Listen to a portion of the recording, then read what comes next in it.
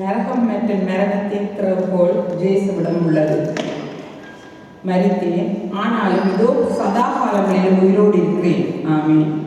நான் மரணத்திற்கும் பாதாளத்திற்கும் உடைய திறவுகோள்களை உடையவராக இருக்கிறேன். வெளிப்படுத்துதல் 1 அதிகாரம் 18வது வசனம். இயேசு சிலுவையில் இருந்த போது அல்ல, நரகத்தின் சாத்தானை தோற்கடித்தார் என்பது வேதத்தில் குறிப்பிடப்பட்ட மிக முக்கியமான விஷயங்களில் ஒன்றாகும். சிலுவையில் அறையப்படுதலின் முழு விஷயமும் ஒரு முழு செயல்முறையாக இருந்தது. ஆகவே வேதம் சிலுவையில் அறையப்பட்ட அந்த செயலை குறிக்கும் போது அது கிறிஸ்துவின் கைது, மரணம் மற்றும் அடக்கம் ஆகியவற்றின் முழு செயல்முறையையும் எப்போதும் விவரிக்கிறது என்பதை நீங்கள் புரிந்து கொள்ள வேண்டும். சிலுவையில் அவர் பெற்ற வெற்றி கீழ்ப்படிதலில் தன்னை ஒப்புக் கொடுத்ததால் தான் நடந்தது. மரணம் வரைக்கும் கீழ்ப்படித்தார். ஆனால் ஆதாமோ தேவனுக்கு கீழ்ப்படியவில்லை. அன்றியும் ஒரே மனுஷனுடைய கீழ்ப்படியாமையினாலே அநேகர் பாவிகளாக்கப்பட்டது போல ஒருவருடைய கீழ்ப்படிதலினாலே அநேகர் நீதிமான்களாக்கப்படுவார்கள். ரோமன் 5வது அதிகாரம் 19வது வசனம். ஆதாம் தேவனுடைய சித்தத்துக்கு கீழ்ப்படிய தன்னை ஒப்புக் கொடுக்கவில்லை. ஆனால் இயேசு அதை செய்தார். அதனால் தான் வேதம் ஆதலால் தேவன் எல்லாவற்றுக்கும் மேலாக அவரை உயர்த்தி எல்லா நாமத்திற்கும் மேலான நாமத்தை அவருக்கு தந்தளினார். பிலிப்பியர் 2வது அதிகாரம் 9 தொடக்கம் 11 வசனங்கள் என்று கூறுகிறது. ஏனென்றால் அவர் மரணம் வரை, அதாவது சிலுவை மரணம் வரை கீழ்ப்படிந்தார். ஆனால் முன்பு கூறியது போல் அங்கு அவர் சாத்தானை தோற்கடிக்கவில்லை. அவர் சாத்தானை சிலுவையில் தோற்கடித்திருந்தால் அவர் நரகத்துக்கு இறங்க வேண்டிய அவசியமே இருந்திருக்காது. ஆனால் நரகத்தில் அவர் சாத்தானை சந்தித்து அவனை தோற்கடித்து நரகம் மற்றும் மரணத்தின் திறவுகோள்களை அவனிடமிருந்து எடுத்துக் கொண்டார். சாத்தானை பற்றி இது உங்களுக்கு என்ன சொல்கிறது? யாரையும் கொல்லும் சக்தி அவனுக்கு இல்லையெனில் அவன் அனைவரையும் கொண்டிருப்பான். இயேசு அவனை முடக்கி அவன் மீது நமக்கு ஆதிக்கத்தை கொடுத்தார். மரணத்தின் வல்லமை உடையவனை, அதாவது பிசாசை அவர் விரக்தியடைய செய்தார். ஆதலால் பிள்ளைகள் மாம்சத்தையும் இரத்தத்தையும் உடையவர்களாய் இருக்க அவரும் அவர்களைப் போல மாம்சத்தையும் இரத்தத்தையும் உடையவர் ஆனார். மரணத்துக்கு அதிகாரியாகிய பிசாசானவனை தமது மரணத்தினாலே அழிக்கும் படிக்கும் ஜீவகாலம் எல்லாம் மரண பயத்தினாலே அடிமைத்தனத்திற்குள்ளானவர்கள் யாவரையும் விடுதலை பண்ணும் படிக்கும் அப்படி ஆனார். எபிரேயர் 2வது அதிகாரம் 14-15 வசனங்கள். நீங்கள் ஒருபோதும் பிசாசுக்கு பயப்பட வேண்டாம். அவன் உங்கள் அறையில் வந்து நான் உன்னை கொல்லப் போகிறேன் என்று சொன்னால் அவனை கேலி செய்து முட்டாள் என்று கூறுங்கள். நீங்கள் அவனுடன் வாதிட தேவையில்லை. அவன் ஒரு பலவீனமான மற்றும் தோற்கடிக்கப்பட்ட எதிரி. தேவனுக்கே மகிமை. இயேசு மரித்த போது நீங்கள் அவரில் இருந்ததால் நீங்கள் அவரில் மரித்தீர்கள் என்பதை புரிந்து கொள்ளுங்கள். அவர் அடக்கம் செய்யப்பட்ட போது அவரில் இருந்த நீங்களும் அடக்கம் செய்யப்பட்டீர்கள். அவர் நரகத்திற்கு சென்ற போது நீங்கள் அவரில் இருந்தீர்கள். ஆகையால் அவர் சாத்தானையும் இருளின் பிசாசுகளை நரகத்தில் தோற்கடித்த போது நீங்கள் அவருக்குள் இருந்தீர்கள். அதாவது சாத்தானையும் அவனது கூட்டாளிகளையும் நரகத்தில் நீங்கள் தோற்கடித்தீர்கள். இது இன்றைய உண்மை. தேவனுக்கு ஸ்தோத்திரம். ஜெபம். அன்புள்ள பிதாவே, மரணம், நரகம், மற்றும் கல்லறையை நான் கிறிஸ்து இயேசுவில் ஜெயித்ததினால் நான் பெற்ற வெற்றிக்காக நன்றி கூறுகிறேன். இருளின் சக்திகளின் மீது கிறிஸ்து எனக்கு கொடுத்த அதிகாரம் மற்றும் அதிகாரத்தின் காரணமாக நான் இந்த உலகத்தின் கூறுகளின் மீது வெற்றியுடன் வாழ்கிறேன். இந்த மகிமையான உண்மைக்கு நன்றி. இயேசுவின் நாமத்தில் ஆமென். கரங்களை தட்டி hallelujah. Thank you. Praise the Lord. Hallelujah. Hallelujah. Pastor Ramesh வாரிங்களா? கிருபையான மற்றும் அன்பான வார்த்தைகள். Hallelujah. எங்களுக்கு பைபிள் சொல்லுகிற வார்த்தைகள் எப்பொழுதும் கிருபை பொருந்தியது, உப்பால் சாரமறியதுதான் இருக்கட்டும். So when you talk, the word you utter will locate you. உங்களுக்கு காண்பிக்கிறது 2 நிமிஷம் ஒரு ஆட்கள் தெரியுமா எப்படி என்ன இருக்கு, நல்லவரா கெட்டவரா, பயந்ததா, தைரியம் உள்ளதான்னு தெரியும். ஸோ உங்களோட வாயின் வார்த்தை இஸ் வெரி வெரி இம்பார்ட்டன்ட். வாங்க பிரைஸ் லார்ட். கர்த்தராகிய இயேசு கிறிஸ்து நாமத்தினாலே எல்லாரும் வாசிக்கிறேன். கிருபையான மற்றும் அன்பான வார்த்தைகள். கெட்ட வார்த்தை ஒன்றும் உங்கள் வாயில் கொண்டு புறப்பட வேண்டாம். பக்தி விருத்திக்கு ஏதுவான நல்ல வார்த்தை உண்டானால் அதையே கேட்கிறவர்களுக்கு பிரயோஜனம் உண்டாகும்படி பேசுங்கள். எபேசியர் 4:29. உங்கள் வாயில் கொண்டு என்ன மாதிரியான வார்த்தைகள் வருகின்றன? அவை அன்பும் கிருபையும் கொண்ட வார்த்தைகளாக அல்லது வாளை போல துடைக்கும் வார்த்தைகளா? நீதிமொழிகள் 12:18 வேதாகமம் சொல்றது, பட்டய குத்துகள் போல் பேசுகிறவர்கள் உண்டு, ஞானம் உள்ளவர்கள் நாவோ ஔஷதம். உங்கள் வாழ்க்கையும் உங்கள் வார்த்தைகளும் காயப்பட்டவர்களுக்கு குணமளிப்பதற்கும் உடைந்த இருதயம் உள்ளவர்களை சீர் செய்வதற்கும் ஆகும். மற்றவர்களை நிலைகுலைய செய்து அவர்களின் சுயமரியாதையை பறிக்கும் வார்த்தைகளை ஒருபோதும் பேசாதீர்கள். மற்றவர்களுக்கு ஆதரவளிக்கவும் உயர்த்தவும் ஆசீர்வதிக்கவும் மற்றும் அவர்களுக்கு கிருபையை அளிக்கவும் உங்கள் வார்த்தைகளை பயன்படுத்துங்கள். உங்கள் வாய் மற்றவர்களுக்கு பக்தி விருத்தி உண்டாக பேசுவதற்கு தேவனால் கொடுக்கப்பட்ட ஒரு கருவியாகும். பழி வாங்கவோ மற்றவர்களை வெறுப்பூட்டும் வார்த்தைகளை பேசுவதற்கோ அல்ல. இயேசுவிடமிருந்து ஒரு குறிப்பை எடுத்துக்கொள்ளுங்கள். அவர் எப்போதும் உற்சாகமூட்டும், கட்டி எழுப்பும், ஆறுதல் அளிக்கும், ஊக்கமளிக்கும் மற்றும் ஆத்மாவை தூண்டும் வார்த்தைகளை பேசினார். வேதாகமத்தின்படி சாதாரண மக்கள் கூட அவரை மகிழ்ச்சியுடன் ஏற்றுக்கொண்டனர். இயேசுவின் வார்த்தைகள் அவர்களுக்கு நிம்மதியையும் நம்பிக்கையையும் விசுவாசத்தையும் அன்பையும் தந்தன. எபேசியர் 3:17-19 வேதாகமம் கூறுகிறது, விசுவாசத்தினாலே கிறிஸ்து உங்கள் இருதயங்களில் வாசமாய் இருக்கவும் நீங்கள் அன்பிலே வேரூன்றி நிலை பெற்றவர்களாகி சகல பரிசுத்தவான்களோடும் கூட கிறிஸ்துவுடைய அன்பின் அகலமும் நீளமும் ஆழமும் உயரமும் இன்னதென்று உணர்ந்து அறிவு கட்டாத அந்த அன்பை அறிந்து கொள்ள வல்லவர்களாகவும் தேவனுடைய சகல பரிபூரணத்தாலும் நிரப்பப்படவும் அவர் தமது மகிமையினுடைய ஐஸ்வர்யத்தின்படியே உங்களுக்கு அனுக்கிரகம் பண்ண வேண்டும் என்று வேண்டிக் கொள்கிறேன். தேவனால் நிரப்பப்படுவது என்பது அன்பால் நிரப்பப்படுவது என்று அர்த்தம். ஏனென்றால் தேவன் அன்பாக இருக்கிறார். தேவனின் அன்பு உங்கள் இருதயத்தில் பரிசுத்த ஆவியானவரால் ஊற்றப்பட்டிருக்கிறது. ஆனால் அது உங்கள் வார்த்தைகள் மற்றும் செயல்கள் மூலம் வெளிப்படுத்தப்படுகிறது. எனவே கிருபையான மற்றும் அன்பான வார்த்தைகளுக்கு நீங்கள் உரியவர்கள் என்று அறிந்து கொள்ளுங்கள். உங்கள் குடும்ப உறுப்பினர்கள் உட்பட உங்களை சுற்றி உள்ளவர்கள் அனைவரும் உங்கள் வார்த்தைகளால் சௌகரியமாக இருக்க வேண்டும். ஏனென்றால் உங்களிடமிருந்து வரும் ஒவ்வொரு வார்த்தையும் அவர்களை வளர்க்கும் மற்றும் அவர்களின் சுயமரியாதையை மேம்படுத்தும் என்பதை அவர்கள் அறிவார்கள். உங்கள் வாழ்க்கை அனைவருக்கும் ஆசீர்வாதமாக இருக்க வேண்டும். நீங்கள் செய்யும் எல்லாவற்றிலும் கிறிஸ்துவை பிரதிபலிக்கும் வகையில் அமைதி மற்றும் மகிழ்ச்சியின் ஆதாரமாக இருக்க உங்கள் மனசை பேசும் வார்த்தையை உறுதி செய்யுங்கள். ஆனால் எல்லோரும் உங்களுடன் மகிழ்ச்சியாக இருப்பார்கள் என்ற அர்த்தம் அல்ல. இயேசுவை கூட எல்லோரும் ஏற்றுக்கொள்ளவில்லை.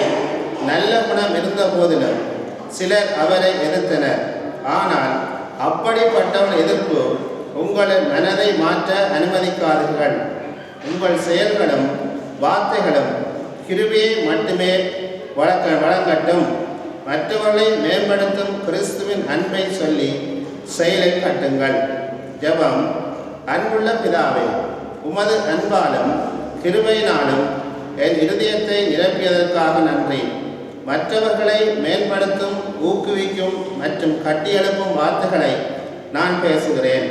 என் வாழ்க்கையில் உமது நற்குணத்தையும் அன்பையும் பிரதிபலிக்கும் வார்த்தைகளை பேசுகிறேன். என்னை சுற்றியுள்ள அனைவருக்கும் நான் ஒரு ஆசீர்வாதமாக இருக்கிறேன். என் செயல்களில் என்னில் கிறிஸ்துவின் வாழ்க்கையை பிரதிபலிக்கின்றேன். இயேசு கிறிஸ்து நாமத்தில் ஆமென். ஹalleluya. கரங்களை தட்டி ஹalleluya. Happy Easter. Hallelujah. Hallelujah. Hallelujah. Hallelujah. அடுத்ததாக ஜோலி லக்கு வாங்க. கரங்களை தட்டி கூப்பிடலாம். Hallelujah.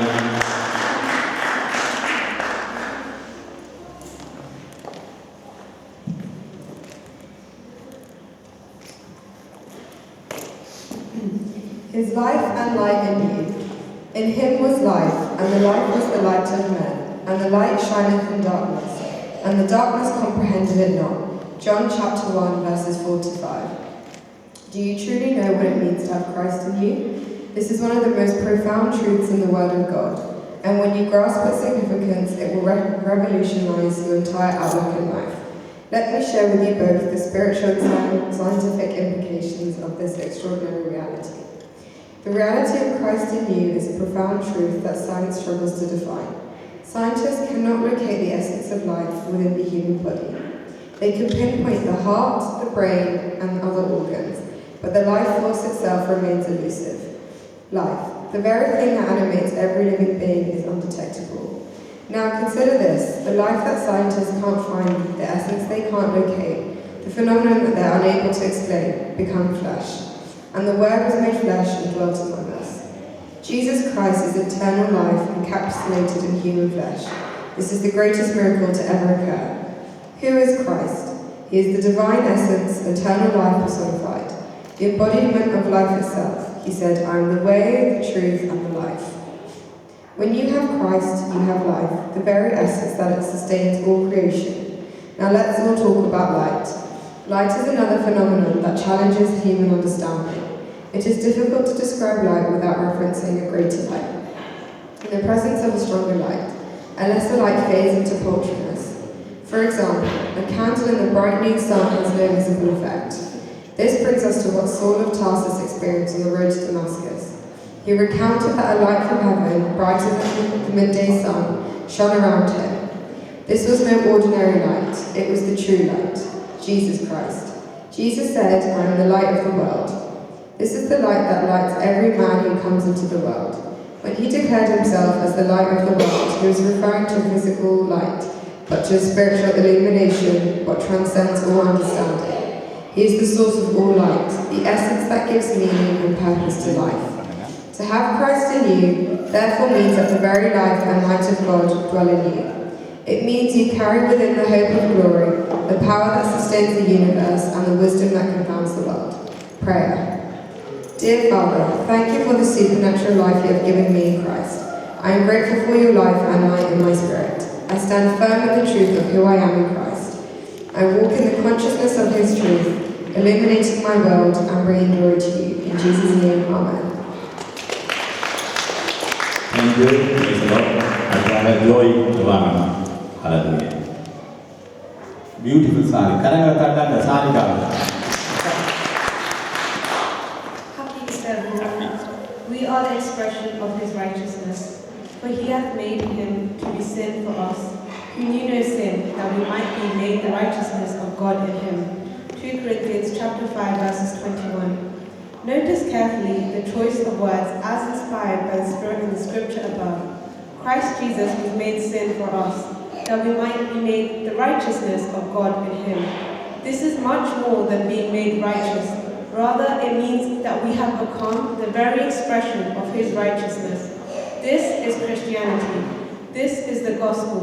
We are the expression of God's goodness, his kindness, grace, wisdom, power, and glory. We are the expression of his personality. Everything the Father is and represents is expressed in and through us. The Lord Jesus made a profound statement when he said, "He that hath seen me hath seen the Father." John chapter 14, verses 9. In John chapter 10, verses 30, he also said, "I and my Father are one." He expressed the will and nature of the Father. He is described for us in Hebrews chapter 1 verses 3 as the express image of the Father, the facsimile, print copy or profile of the Father, the ultimate icon of God. We are exactly like him. 1 John chapter 4 verses 17 says, "As he is, so are we in this world." Like Jesus, we are the expression of the will and character of God. That is one of the definitions of righteousness. It is the expression of the will and nature of God.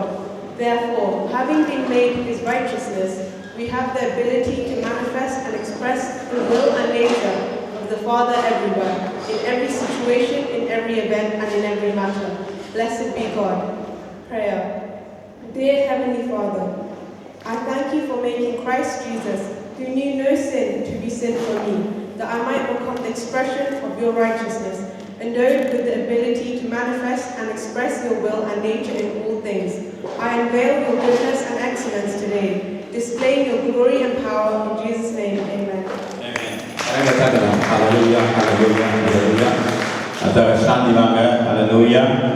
விசேஷித்த பொக்கிஷங்களை உங்களுக்குள் கொண்டிருப்பீர்கள்.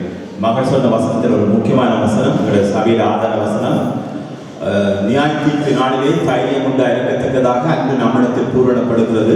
ஏனென்றால் அவர் கர்த்தராகிய இயேசு கிறிஸ்து இப்பொழுது இருக்கிற பிரகாரமாய் நீங்கள் நானும் இந்த பூமியிலே இருக்கிறோம். ஹல்லேலூயா. As he is, so are we in this world. As he is, so am I in this world என்று சொல்ல. ஹல்லேலூயா. கரங்களை தட்டி இந்த சாரி நல்லா இருக்கு. கரங்களை தட்டுங்க. Praise the Lord. விசேஷித்த பொக்கிஷத்தை உங்களுக்குள் கொண்டிருக்கிறீர்கள்.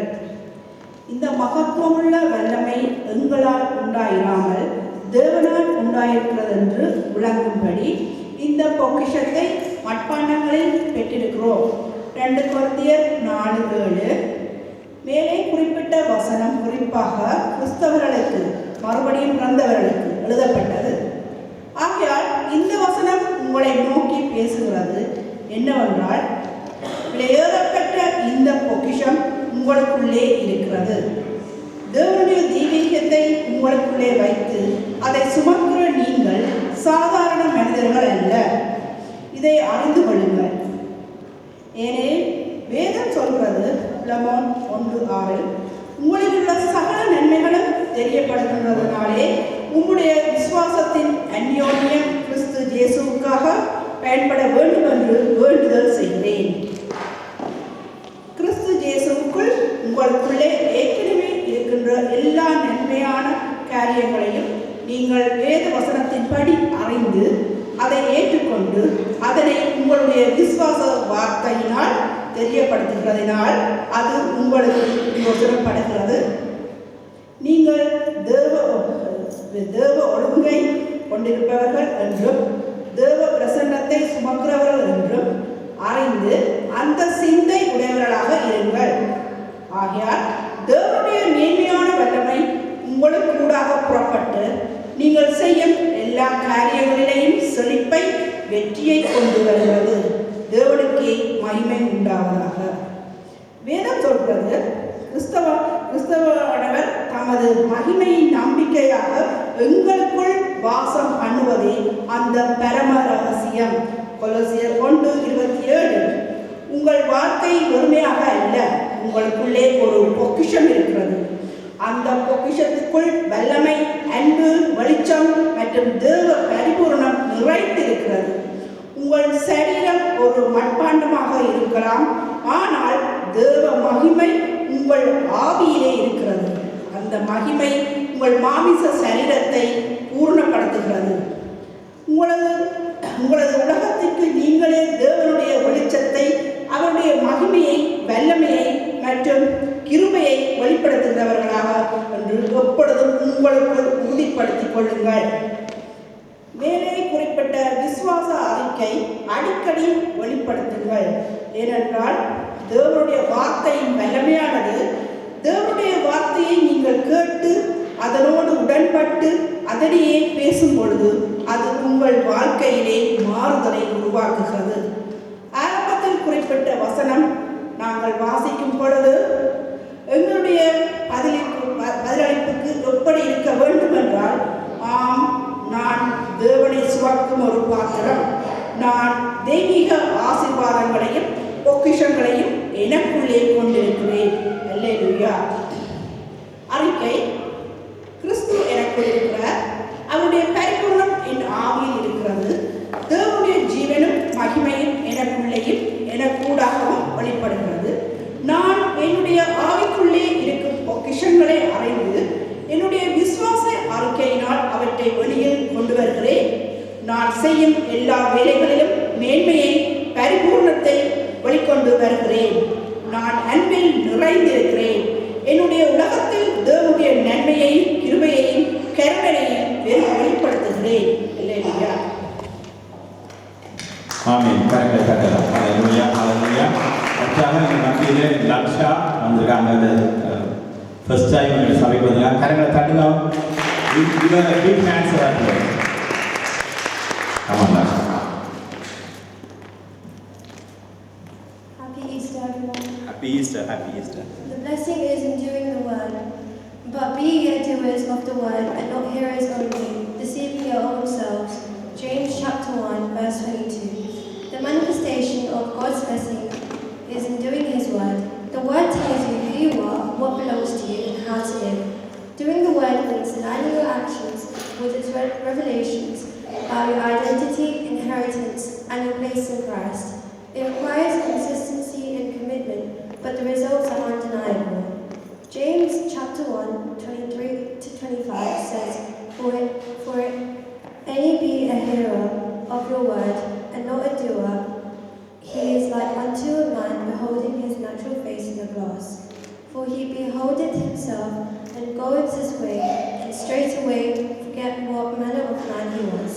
But whoso looked in perfect law of liberty, and continued therein, he being not a forgetful hearer, but a doer of the work, this man shall be blessed in his deed. As a young Christian, one of the most important commitments I made was to ensure there was no conflict between my life and what the scripture says. I wanted consistency. I wanted the word of God manifested in my life. I desired to live in such a way that my life reflected what the word says, and I could read my life with scriptures without contradiction. To achieve this, I resolved to be a doer of the word. To be a doer of the word means to put the word into practice, to act on what it says, and to live according to its truth.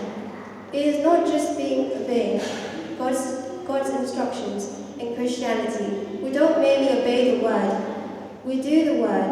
The word is our life. It defines who we are, what we have, and where we are. As such as we act it out, becoming everything the word says we are. As read in preceding verses of scripture, the one who fails to do the word is like someone who looks to himself in the mirror but forgets his appearance the moment he turns away. To be a doer of the word